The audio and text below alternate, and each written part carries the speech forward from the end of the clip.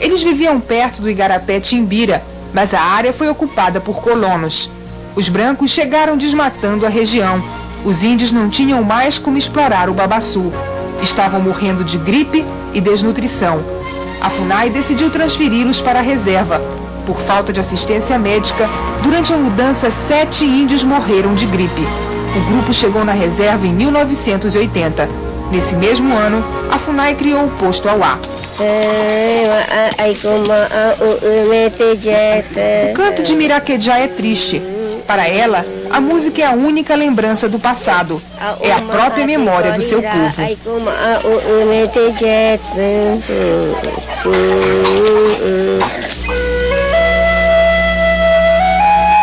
Miraquejá é a conselheira da aldeia. A idade dela, ninguém sabe. É a mais velha. Todos chamam Miraquejá de mãe. Ela vive num tapiri com o marido Tipatiá e a neta Iauatraí. Quando Miraquejá morrer, Iauatraí será mulher de Tipatiá. Essa é uma característica singular dos Tupi-Guarani.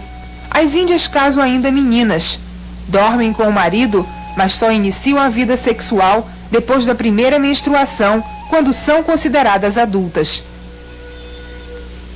A pequena Aruchá, de 8 anos, é casada com Iacaritim, de 25. Os dois não se separam nunca. Iacaritim espera até que Aruchá se torne mulher. A Tiim, de menos de 15 anos, já é mãe. Mãe 2 vezes. O macaco também tem sua vez de mamar. Os Guajá têm uma relação muito especial com os animais. Dividem tudo com eles.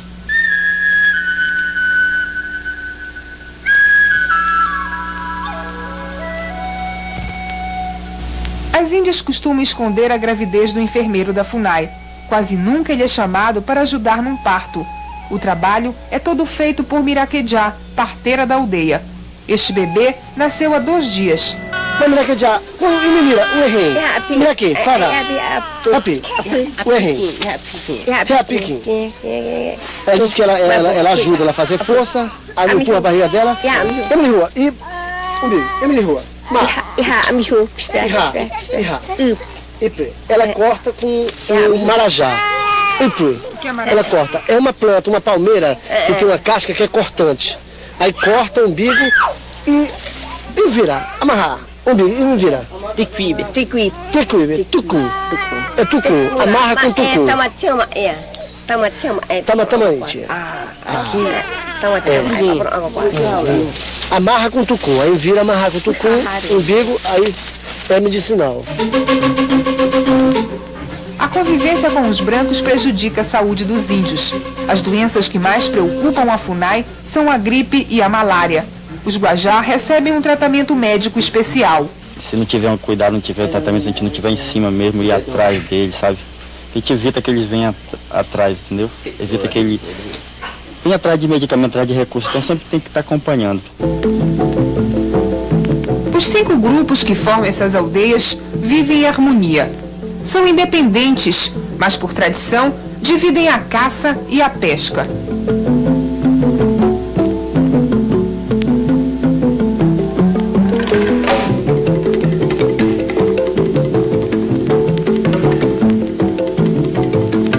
O homem branco vem deixando marcas e modificando esta cultura. Antes, os índios não tinham aldeias fixas. Os tapiris eram simples e adaptados à vida nômade. Agora, os Guajá começaram a fechar as laterais das cabanas, imitando a construção de uma casa. Logo depois do primeiro contato com os índios, a FUNAI começou a incentivar a agricultura. Impôs novos hábitos.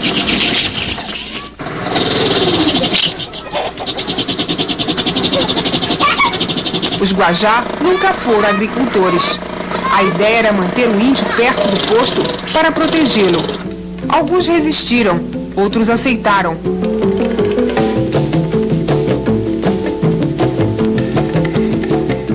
medida que o espaço vai sendo restrito e ele não pode praticar já o seu nomadismo, né, somente sua coleta, é necessário que se encontre alguma fórmula que possa facilitar a sobrevivência deles. Se essa fórmula for introdução de projetos de agricultura, que seja feito. A agricultura chegou, mas os Guajá não abandonaram a vida nômade.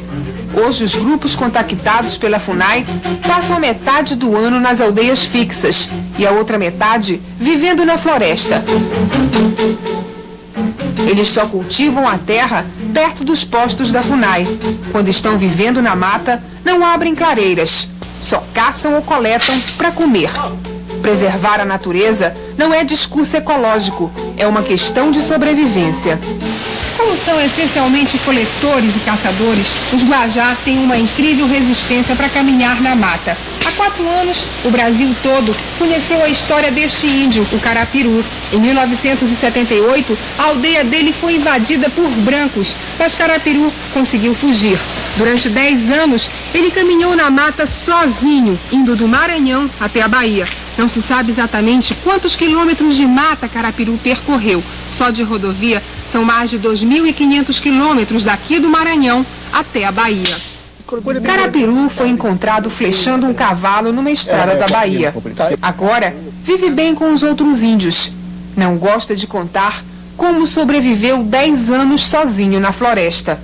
Só lembra que dormia no chão, sentia muita fome, mas nunca teve medo. Durante toda a entrevista, não cansa de repetir a palavra ratã, que em tupi significa forte, valente. Enquanto fala, bate no peito, gesto comum entre os Guajá quando estão emocionados. Hoje, Carapiru é símbolo de resistência da última nação nômade do Brasil.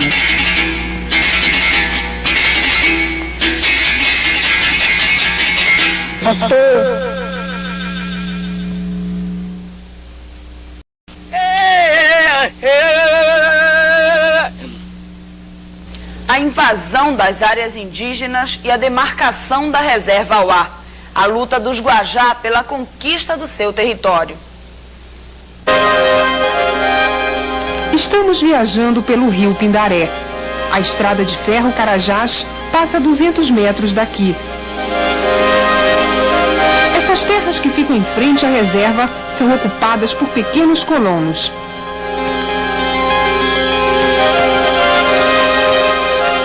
Os Guajá não costumam atravessar o rio para visitar os povoados. Não gostam da aproximação com os brancos. A área indígena não é respeitada. O aviso é bem claro, mas não afasta os invasores. Uma ameaça que a cada dia se aproxima mais das aldeias Guajá. Durante a caça, o Rai Caramucã encontrou essa espingarda, uma arma de fabricação caseira. Ela foi encontrada dentro da reserva, dentro da área indígena. E a gente vai conversar com ele agora através do Chico. Chico, pergunta pra ele como que ele encontrou, em que circunstância ele encontrou essa arma. Caramucã? Atia, Curubi. Aqui, peraí. Atia, aí vai fora. Aí vai fora. Rai Caramucã diz que encontrou a armadilha em frente ao povoado de Boa Vista. Só não se feriu porque já está acostumada a caminhar olhando para o chão. É muito comum encontrar este tipo de armadilha dentro da reserva. Um homem branco, que eles chamam de caraí, que é o invasor, aqui na terra coloca um pau enfiado assim, apoia essa espingarda rústica, amarrando com esse fio o pau, coloca esse prego aqui dentro, que vai servir como disparador, coloca aqui nesse sentido, ele pega uma correia, essa correia aqui, amarra aqui embaixo, olha. Estende esse cipó na frente, ele forma uma espécie de linha, quando o animal passar, que bater em cima, esse cipó se rompe e aí tensiona o disparador, ele dispara e mata o animal lá na frente. O perigo disso aqui é um índio passar, pisar na linha e disparar isso aqui, pode levar ao índio quebrar a perna, acontecer um problema sério. No povoado de Boa Vista vivem cerca de 1000 colonos. Cultivam pequenas plantações. Para eles, a sobrevivência é difícil. A área habitada pelos brancos já está toda devastada. Não se encontra mais alimentação. A FUNAI faz vigilância uma vez por semana no rio Pindaré. Os funcionários deixam o posto de uniforme e armados. Alguns funcionários são jurados de morte. Em Boa Vista, chegam a ser confundidos com os homens da Polícia Federal.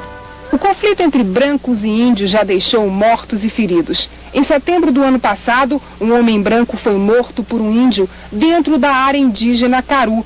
Era um colono que morava em Boa Vista e que foi morto com uma flechada no peito. Ele conseguiu entrar na reserva através desta passagem.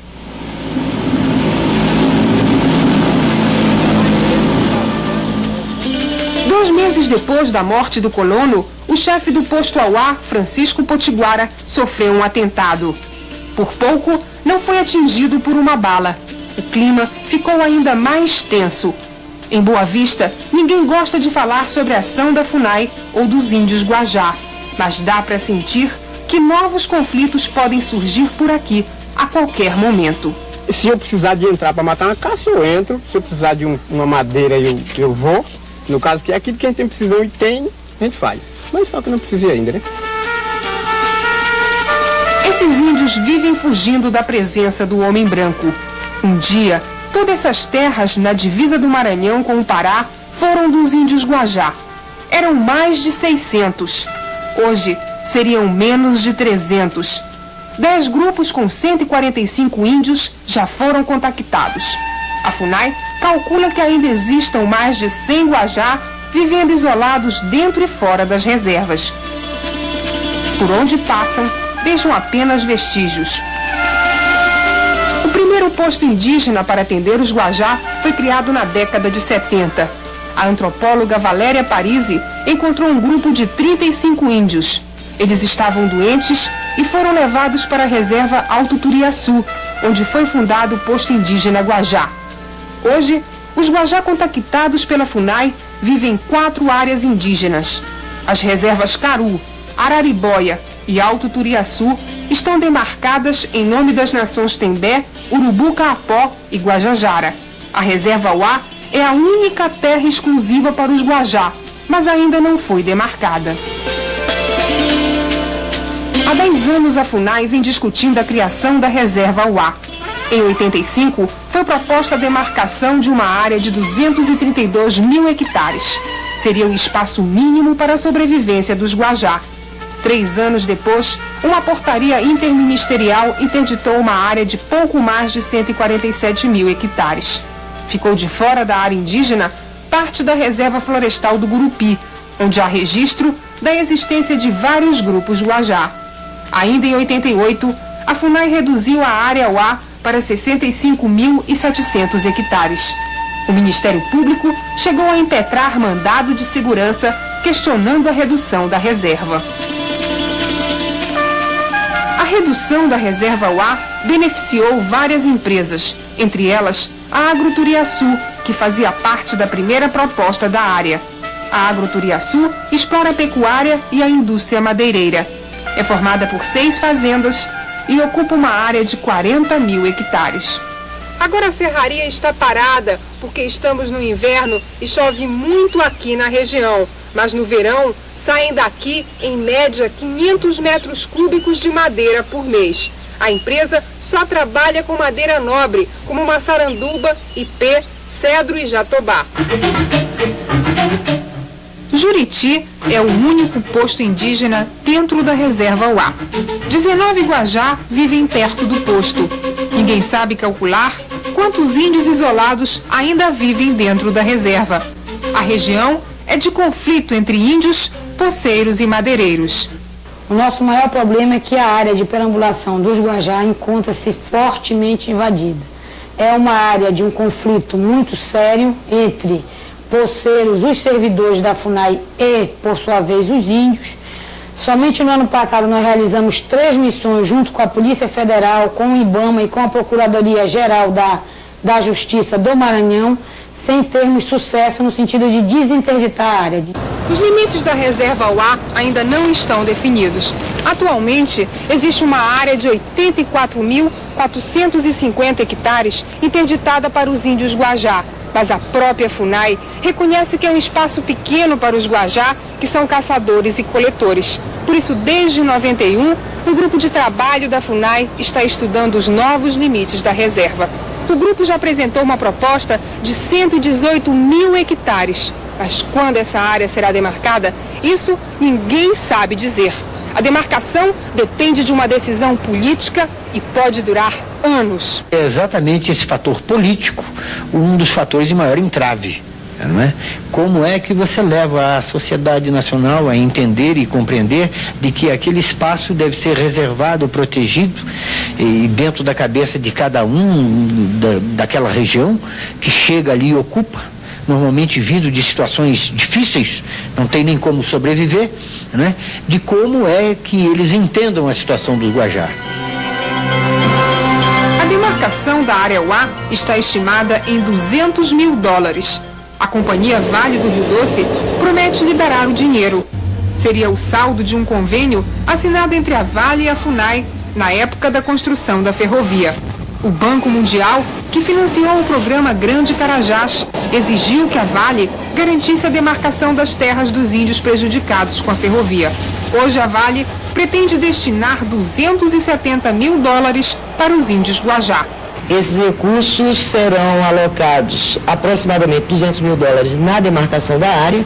É uma demarcação cara, uma demarcação que vai exigir, se não a presença do Exército, mas pelo menos uma presença maciça da Polícia Federal. E o saldo, em torno de $70 mil, servirão para dotar a FUNAI de meios que precedem essa demarcação. Equipamentos para montagem de postos de vigilância, e aí nós temos que adquirir grupos gerador, lanchas, motor de popa, placas solares, uma série de equipamentos.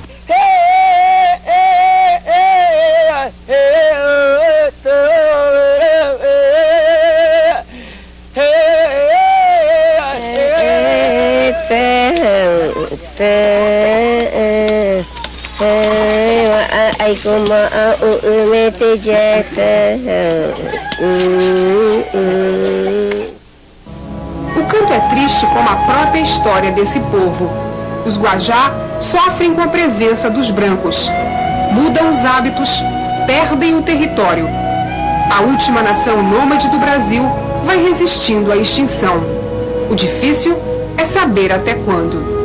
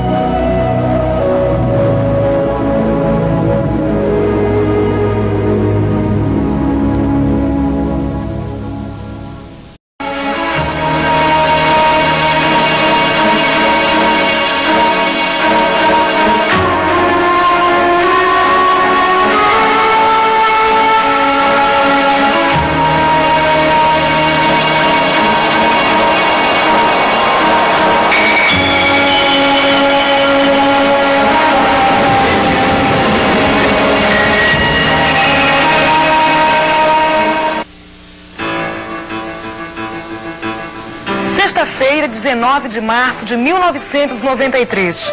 Uma data como outra qualquer. Mas para nós, o que parecia mais um dia normal de trabalho foi o começo de uma grande